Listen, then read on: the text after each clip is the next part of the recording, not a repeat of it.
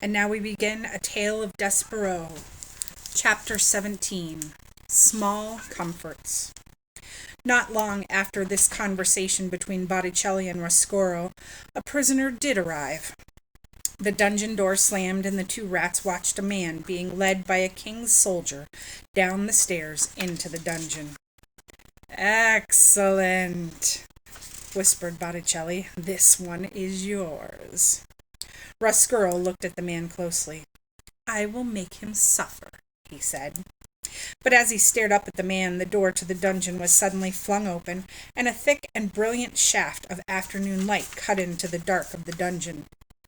"Ugh," said Botticelli. He covered his eyes with one paw. Roscuro, however, stared directly into the light.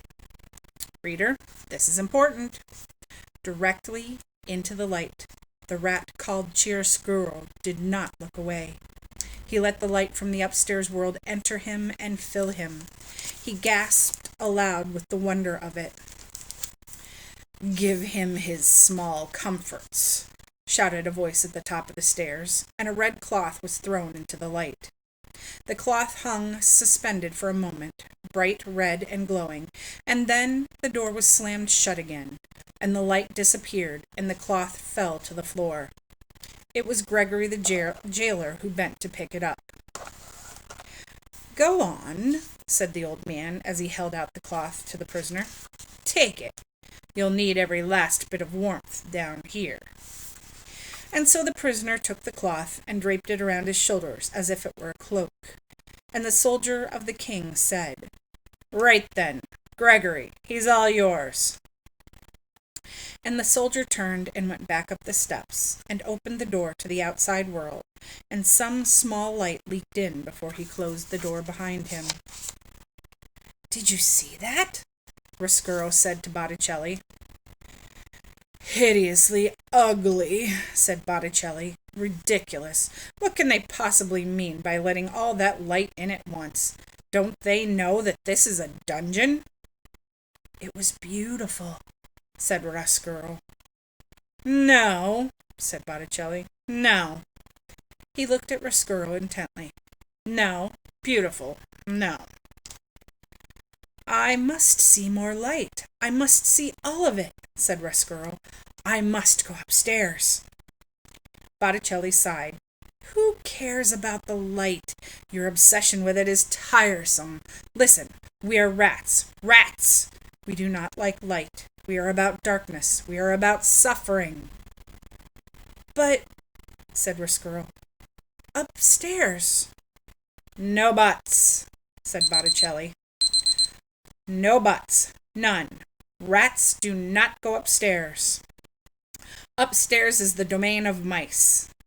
He took the locket from around his neck. "What?" he said, swinging it back and forth. "Is this rope made of?"